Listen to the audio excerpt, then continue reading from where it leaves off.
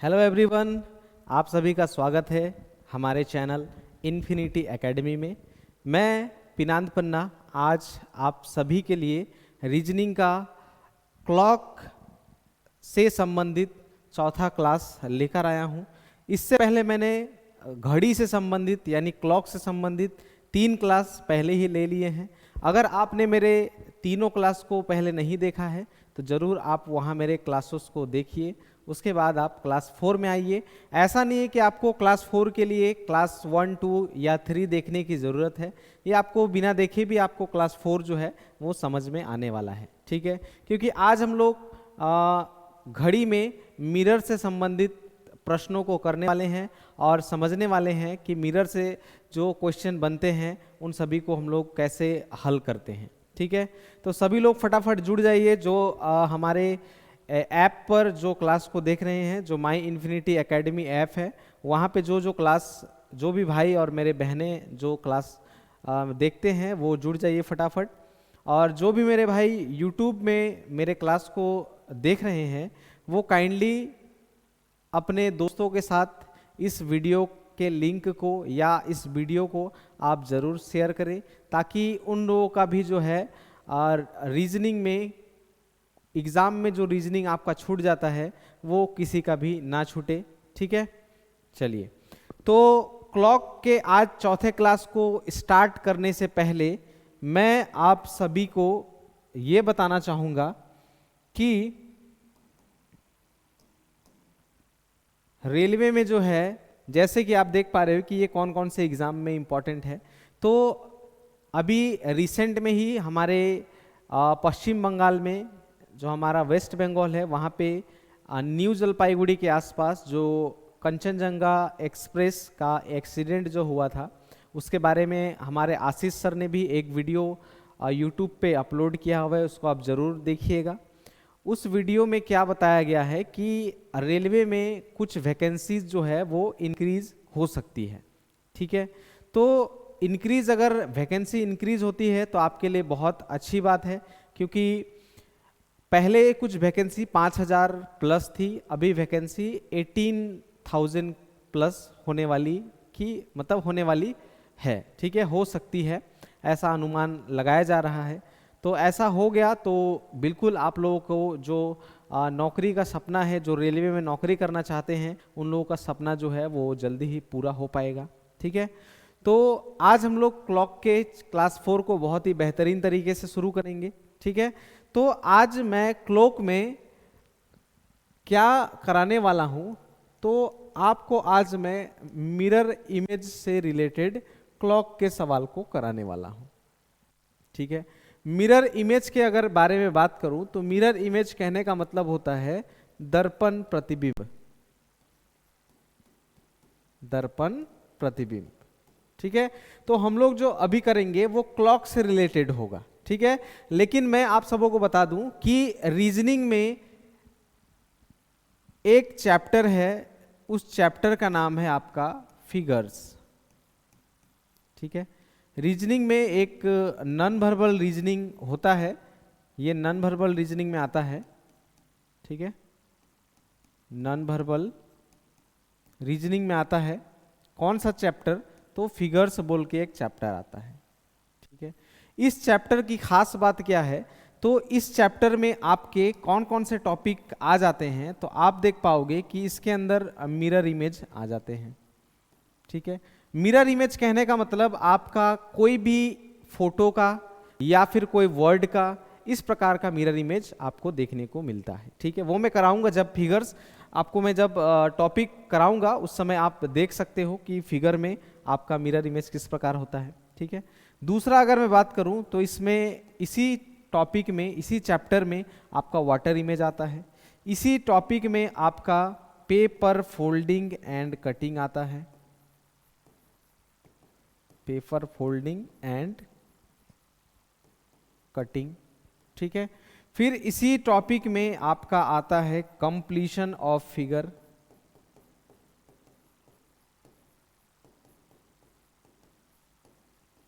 Completion of figure, ठीक है। और एक टॉपिक इसके अंदर आता है वो है आपका एम्बेडेड फिगर,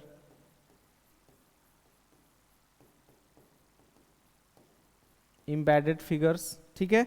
और एक लास्ट आता है आपका इमेज सीरीज, इमेज सीरीज, ठीक है।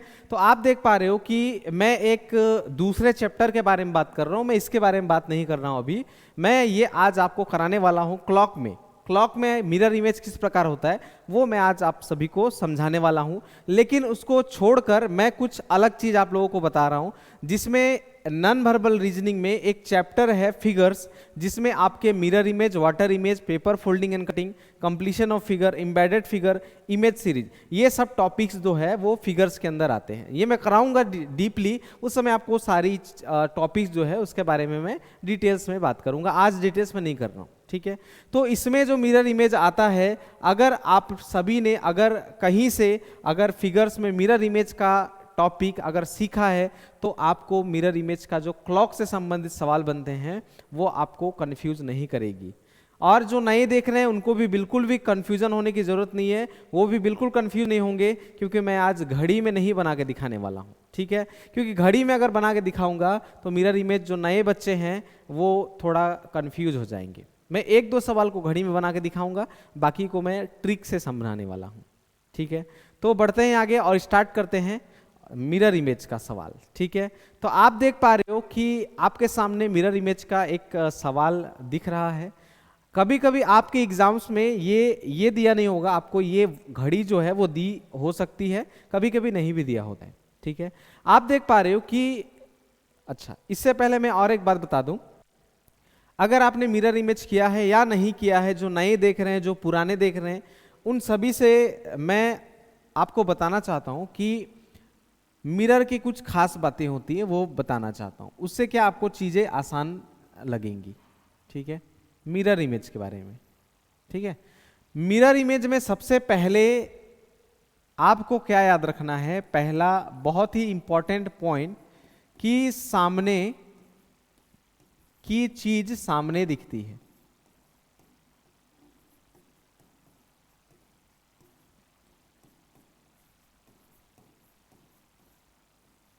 ठीक है।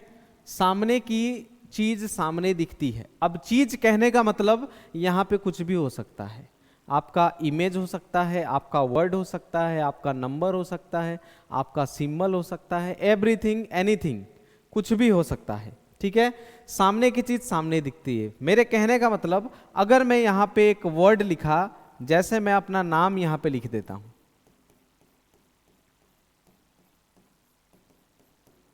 ऐसे मैंने अपना नाम लिख दिया, ठीक है।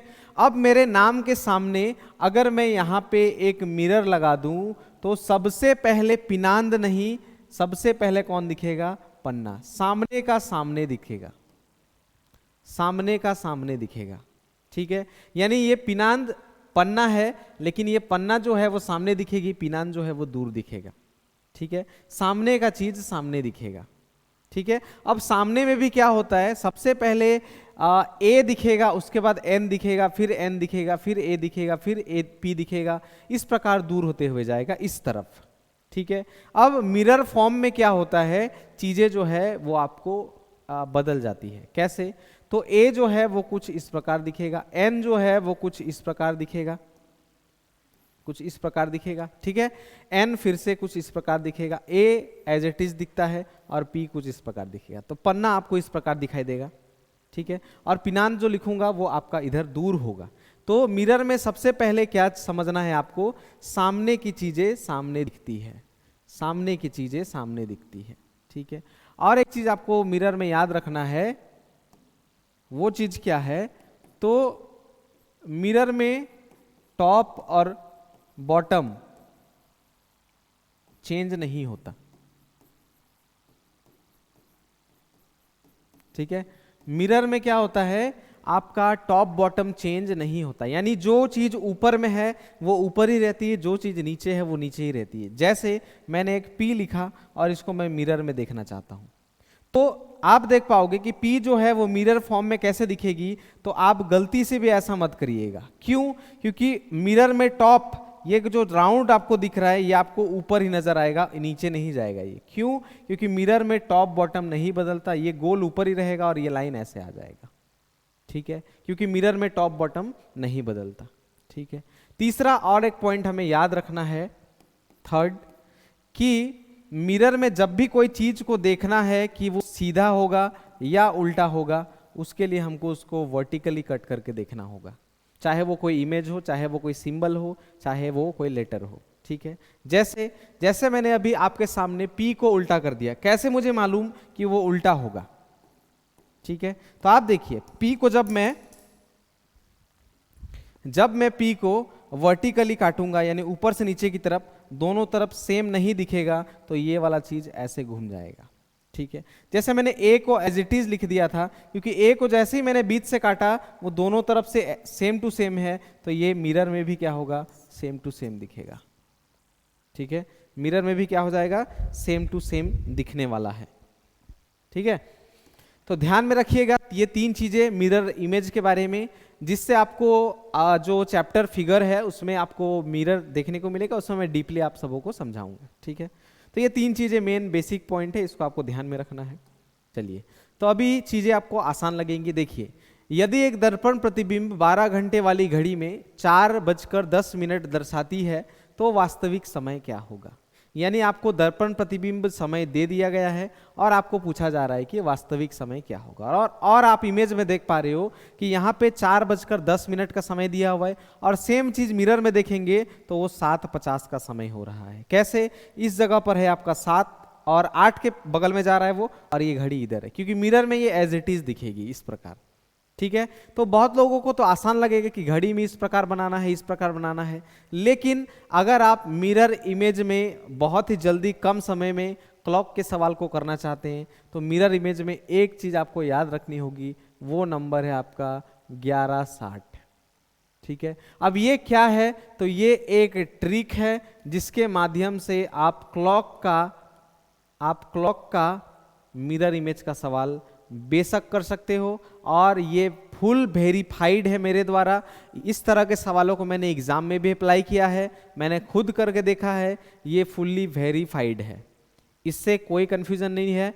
आपसे इस तरह के सवालों को करने के लिए आप 1160 का यूज करोगे, आपसे हमेशा सही जवाब निकलेगा। और मैंने सवाल इस तरह के सवालों को कहा है, ऐसा नहीं कि आप दूसरे क्लॉक के सवालों को लेकर आ जाएंगे और मैंने आपको 1160 सिखाया तो आप 1160 से अप्लाई करके उसमें आप बोलेंगे सर जवाब नहीं निकल रहा। ऐसा नहीं, मैंने कहा कि मिरर इमेज का अगर सवाल आए तो आपको 1160 यूज करना है, बाकी आप कहीं नहीं कर सकते। ठीक है, तो अगर हम लोग इसको 1160 का यूज करेंगे, ट्रिक का यूज करेंगे, तो ट्रिक का यूज कैसे करना है? हमेशा 1160 से जो यहाँ टाइम गिवन होगा वो टाइम को हमेशा माइनस कर देना है। ठीक है, तो 4:10 आप जब इसको माइनस करोगे तो आप देखोगे इस तरफ आ जाएगा 50, और अगर 11 में हम लोग 4 माइनस करते हैं तो हमारे पास क्या आता है 7। और आप देख पा रहे हो मिरर में भी 4:10 का समय अगर मिरर बनाकर हम लोग देखेंगे तो उसमें कितना दिखेगा 7:50, जो हम लोग का जवाब में यहाँ दिया हुआ है। ठीक है, तो बहुत आसान है। अगर किसी को डाउट है कि 1160 से, भैया 1160 से नहीं मैं मिरर बना के ही बनाऊंगा, तो आप मिरर बना के भी कर सकते हो, कोई इसमें जबरदस्ती नहीं है, आप कर सकते हो। ठीक है, लेकिन मेरे क्लास को जो देखते हैं, मुझे जो मानते हैं, मेरे गाइडेंस पे चलते हैं, वो सभी को मैं पर्सनली बोलूँगा कि आप 1160 का ट्रिक जो है वो यूज़ करो। ठीक है, इसको मैं दूसरे सवाल में भी आपको अप्लाई करके दिखा सकता हूं। आप देखिएगा, दिख रहा है इसमें कौन सा समय 10:40 और आपको पूछा जा रहा है वास्तविक समय। कुछ नहीं करना, सेम हमें 1160 से हमें 10:40 को माइनस कर देना है, तो हमारे पास कितना समय बचेगा 1:20। कितना समय बचेगा 1:20। ठीक है, अगर ये ट्रिक में अगर आपको डाउट लगता है तो आप मिरर बना के भी चेक कर सकते हो, क्लॉक का मिरर बना के। जैसे मैं आपको इसी सवाल का एक बार केवल दिखाऊंगा, उसके बाद बार बार नहीं दिखाऊंगा। ठीक है, एक आपको मिरर में बना के दिखाता हूं मैं। ठीक है, मिरर में नंबर्स जो है वो एक्यूरेट नहीं भी हो सकती, तो ध्यान में देखिएगा। कोशिश करूंगा मैं एक्यूरेट बनाने का, क्योंकि मेरा ड्राइंग उतना अच्छा नहीं है।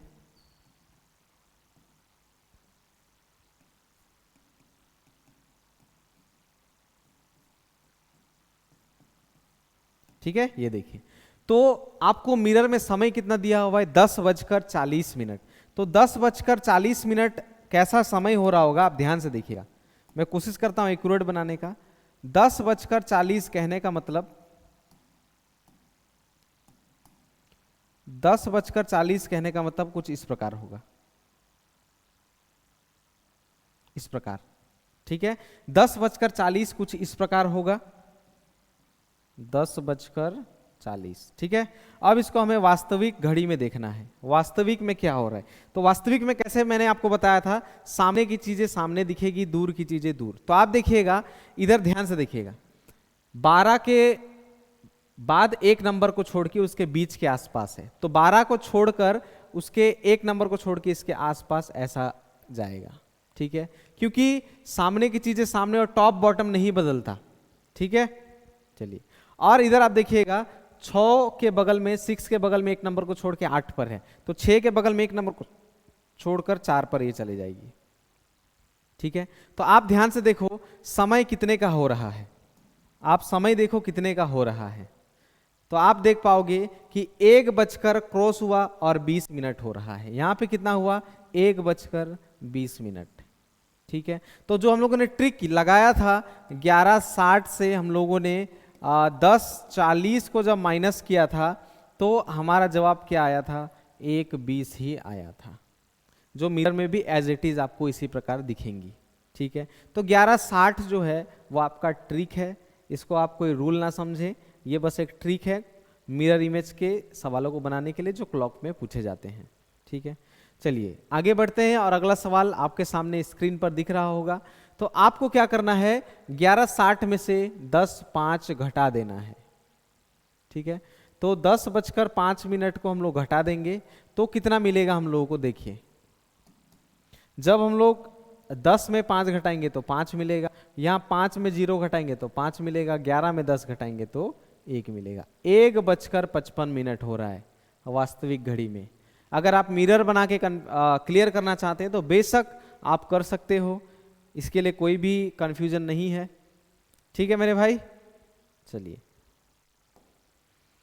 आगे सवाल में देखिए, यदि दर्पण प्रतिबिंब 12 घंटे वाली घड़ी में 12:39 दर्शाती है तो वास्तविक समय क्या होगा।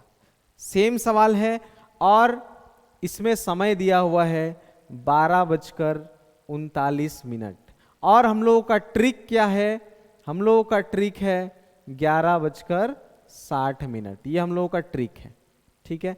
अब बहुत सारे स्टूडेंट इसमें भूलकर क्या गलती कर देते हैं कि 12:39 दे दिया, इसको हम लोग 11:60 से तो नहीं माइनस कर सकते क्योंकि ये तो आपका 11 से बड़ा है, क्योंकि 11 से बड़ा ही तो 12 होता है।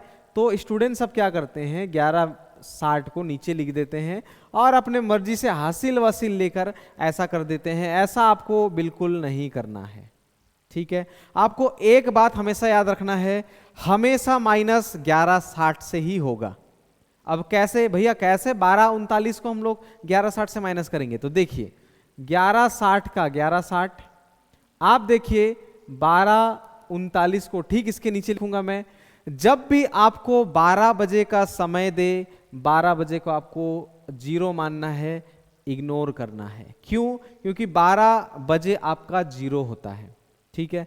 तो 60 में हम लोग 39 माइनस करेंगे तो 10 में 9 हम लोगों का पास आएगा 1, 5 में 3 हम लोगों के पास आएगा 2 और 11 के नीचे 12 नहीं, आपको 12 को समझना है 0, यानी 11 जैसे के तैसे उतर जाएगा। टाइम हो रहा है 11:21, ठीक है।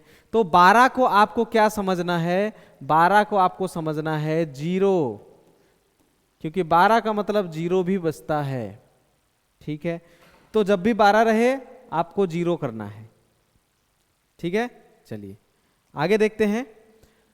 और एक सवाल आपके सामने दिख रहा होगा जिसमें आपको दिख रहा है कि 11:20, तो इसमें भी क्या करना है, हमें 11:60 को माइनस करना है, ठीक है। 11:60 से हमें माइनस करना है 11:20 को। तो 60 में 20 हम लोग माइनस करेंगे तो हमारे पास बचेगा 40।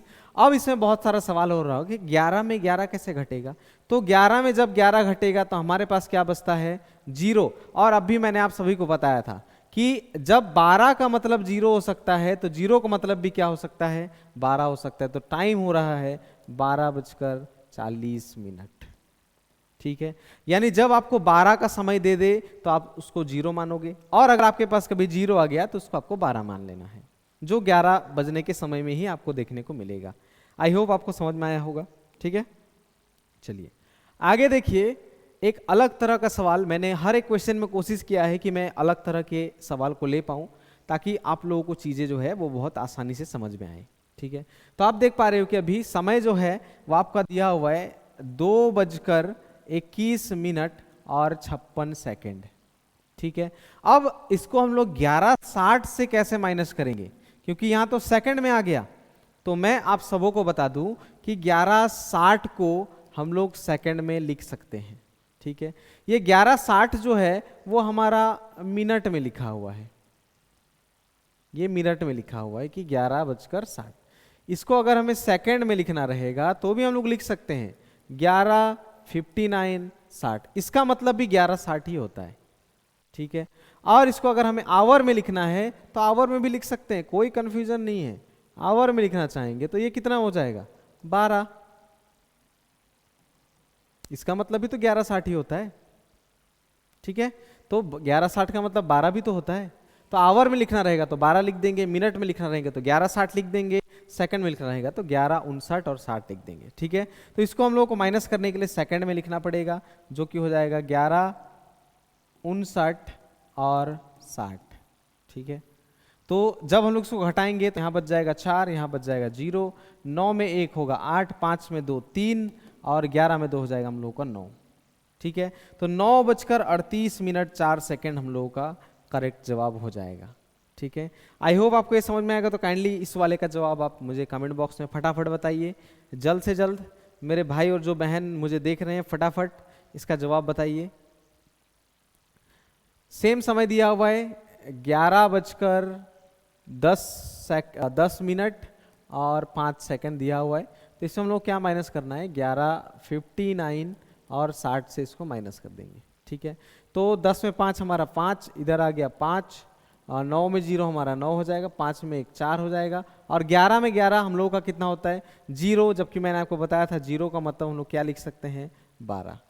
तो 12:49:55 हम लोग का करेक्ट जवाब हो जाएगा। ठीक है, अगला सवाल और आज के लिए आखिरी सवाल होगा ये।